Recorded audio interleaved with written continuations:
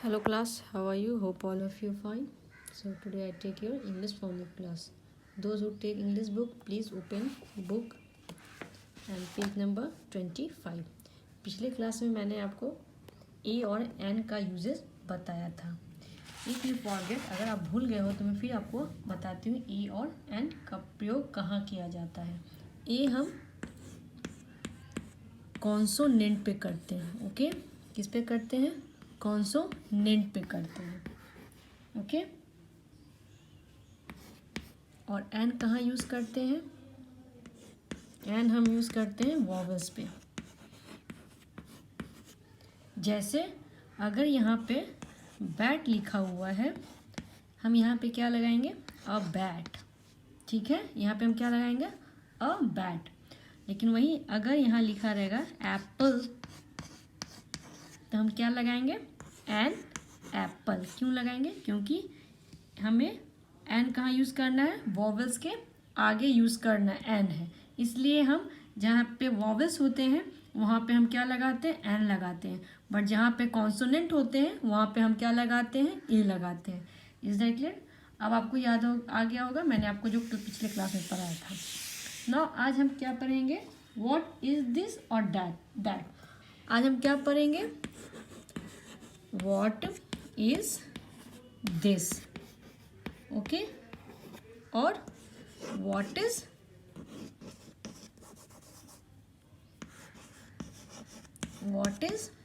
That.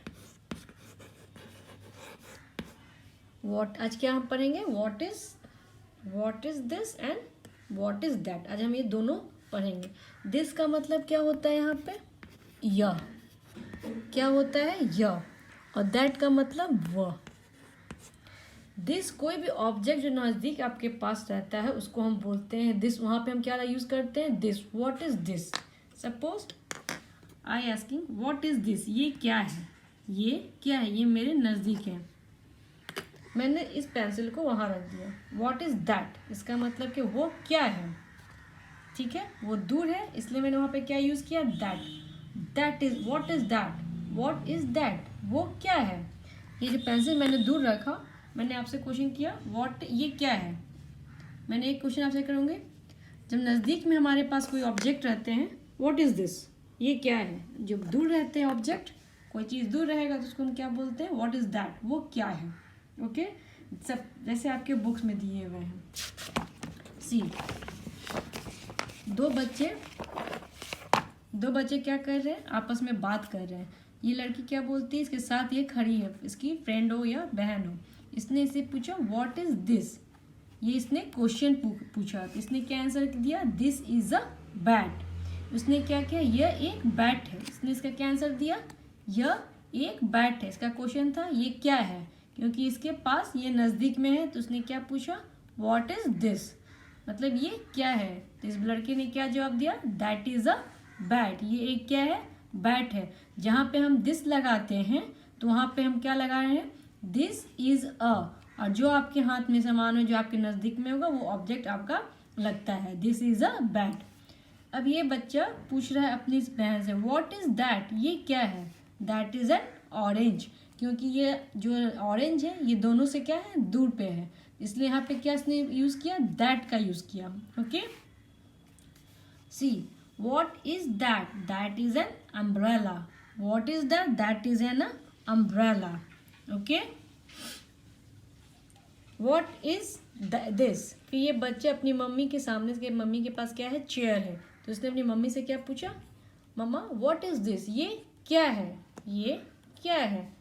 her mother has told that this is a chair. Okay, what is this?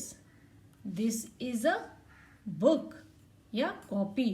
ये teacher अपने student से पूछती है what is this. This is a book. This is a book. What is that. That is a kite.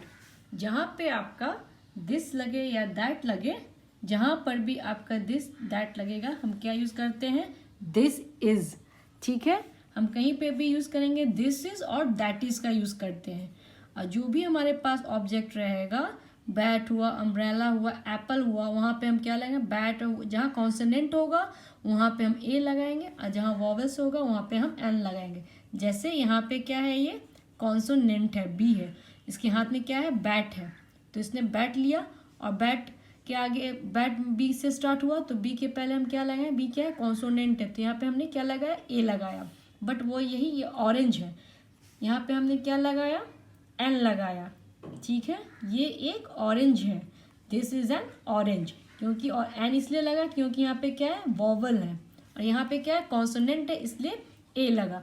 तो जो भी हम question पूछते हैं, what is this, what is this, what is this, this what is this, this is a bat, what is this, this is a bat.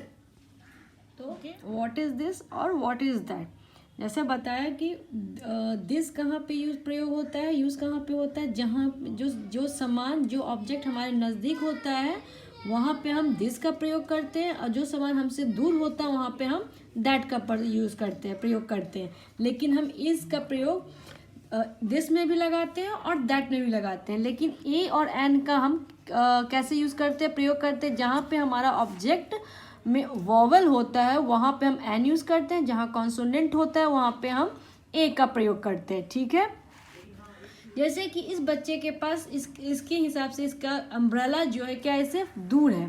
ठीक है, तो ये अपनी मदर से पूछता है व्हाट इज दैट, वो क्या है, दैट यहाँ क्या मतलब होता है, वह, दैट का मतलब क्या है, वह, और दिस का मतलब यह। तो ये बच्चा अपनी माँ से क्या पूछा, व्हाट इज दैट, वो क्या है, मतलब से ये सामान दूर है इसलिए इसने पूछा व्हाट इज दैट। इसकी मदर ने क्या बोला, this that is an umbrella. इसकी मदर ने कहा दैट इज, मतलब इसकी माँ भी बता रही वो एक छाता है। ठीक है, तो यहाँ पे एन क्यों लगा, क्योंकि एन इसलिए लगा क्योंकि अम्ब्रेला में यू आता है, वो यू क्या हो गया, वॉवल हो गया, तो हमने यहाँ पे एन का यूज़ किया। फिर ये बच्चे अपनी माँ से पूछा है, क्योंकि ये जो चेयर है इसकी माँ के पास है, इसलिए इसने माँ से पूछा व्हाट इज दिस, ये क्या है, ये चीज़ इसके नज़दीक है, इसलिए इसने क्वेश्चन पूछा व्हाट इज दिस। तो इसकी मदर ने कहा दिस इज अ चेयर, ये क्या है, दिस इज अ चेयर। तो एक छोटा चीज़ समझने का है कि जो सामान, जो ऑब्जेक्ट हमसे नज़दीक है वहाँ पे हम दिस का यूज़ करते हैं, जो सामान हमसे दूर है वहाँ पे हम दैट का यूज़ करते हैं। इज हम दिस में भी लगाते हैं और दैट में भी लगाते हैं, पर ए और एन, ए जहाँ पे हमारा कॉन्सोनेंट रहेगा वो ऑब्जेक्ट, जो ऑब्जेक्ट हमारा स्टार्टिंग ए से कॉन्सोनेंट से स्टार्ट होता है वहाँ पे हम एल लगाते हैं, ए लगाते हैं, और जो ऑब्जेक्ट जो है वॉवल से स्टार्ट होते हैं उसमें हम एल लगाते हैं। Is that clear? That's for today, thank you.